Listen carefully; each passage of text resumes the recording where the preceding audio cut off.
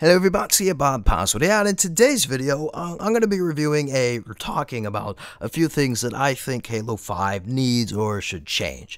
Now, of course, before I start, these are my bad passwords opinions, so please don't get angry, even though people are anyway. So anyway, if you're one of my two constant viewers, you'll know I did a video like this before, but I'm going to do it with stuff that we know about now regarding Halo 5. First things first, we're going to talk about Classic Slayer. And when I say Classic Slayer, I mean in the sense that there's no Spartan abilities, maybe with the exception of Sprint. Now, Halo 4 had a Classic Slayer game type that they added. It had Sprint, but, there was no ordnance. You could pick up your grenades. No armor abilities. It was just played like old Halo. And, I had a friend who didn't like Halo 4 for the, usual reasons, armor abilities, ordnance, blah, blah, blah. And he really liked it. And I think the one mistake 343 did was they waited way too long to add it after the numbers of Halo 4 started to drop. Now, I think Halo 5 could, play great from this, because, you get the fans who do like these Spartan abilities and the fans who don't.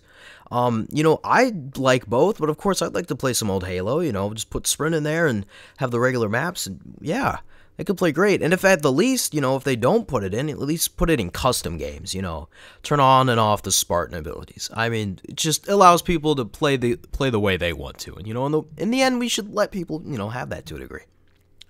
Next off is Forge.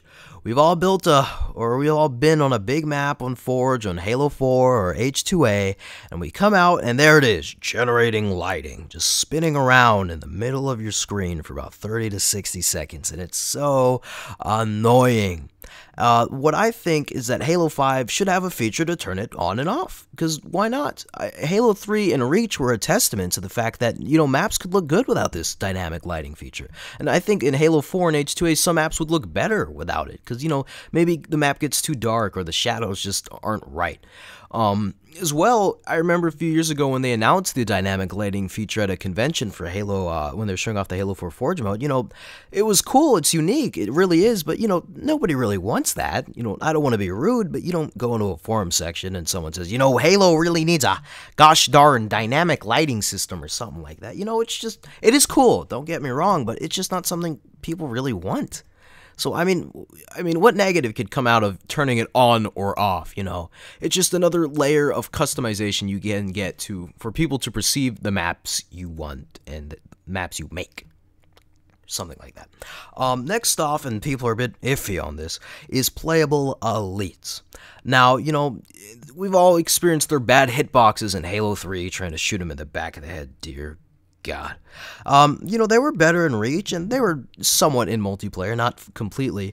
But, at the least, we should be able to play elites in custom games in Forge. I mean, we all know by now that the main focus is Spartan abilities, not elite abilities, because what would elites have? Evade, active camo, maybe a roundhouse kick, things elites can specifically do. But, it's nice to play as a big derpy dinosaur. Everyone loves that.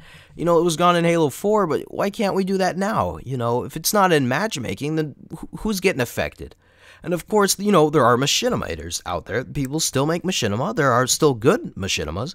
But, it's kind of taking away a big genre of them. How are you supposed to have your big alien action scene without any aliens?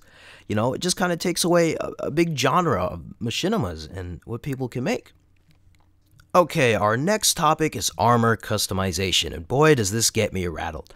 So anyway, Josh Holmes posted on teambeyond.net, and he says, there are more customization options than beta, but the armor specifically is tied to helmets and suits. No bits and bobs like in Halo Reach. Each suit, gotcha Josh, and helmet is designed with a specific visual style in mind. We've created a huge variety of suits and helmets, including brand new designs and lots of returning classics. Armor options are unlocked through the rec system, and we'll be continuing to build and release new content post-launch with hundreds of new recs planned, in addition to the content available at launch. Now, I know we all hate reading, but I'm reading for you. Killmachine91 says, is there any particular reason why this is the decision you've made? I get wanting to have a style, but isn't the point of customization, well, to customize? Making your Spartan look the way you want them to look instead of being forced to use a design you don't want? I get there are certain limits before things look ridiculous, but I don't see how that justifies the removal of being able to have interchangeable armor parts, such as shoulders or knee guards or braces or whatever. Thanks for clarifying the whole armor system though. And I'm not just taking this guy's comment, I've agreed with him beforehand. Why can we not have full armor customization? We're legitimately downgrading.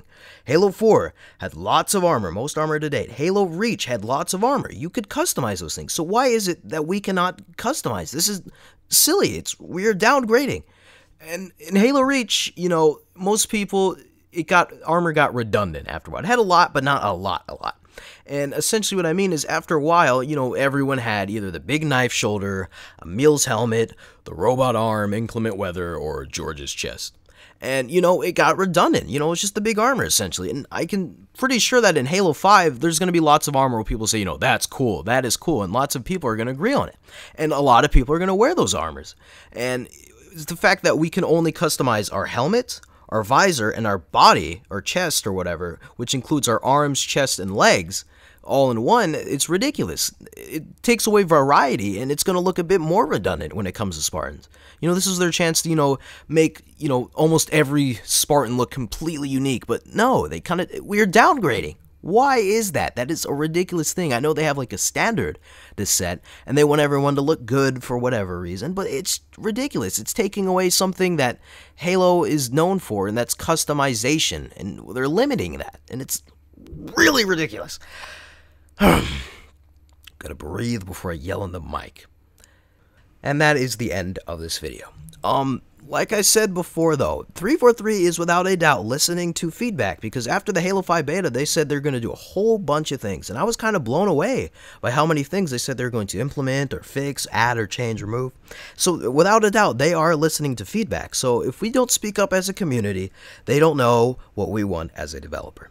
Anyway, if you agreed with anything, some of the things, all the things I agreed that I talked about here today, go ahead, feel free to share this video.